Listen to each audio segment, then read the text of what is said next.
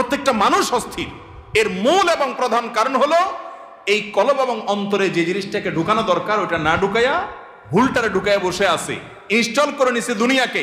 দুনিয়া ছাড়া আর কিছু তার মাথায় নাই। একজন যুবক তিনি কোনো মেয়ের সাথে অবৈধ সম্পর্কে জড়িয়েছেন, হারাম সম্পর্কে জড়িয়েছেন, সেটা একটা বিষয়, কিন্তু সেই মেয়ে তার সাথে ধরুন মানে কথা রাখে নাই, সে আরেকজনের সাথে ভেগে গেছে বা অন্য কোথাও তার বিয়ে হয়েছে। এখন সে ডিপ্রেশনে ভোগে। কেন ডিপ্রেশনে ভোগে? যে ওই পছন্দের মানুষটাকে সে পায় নাই।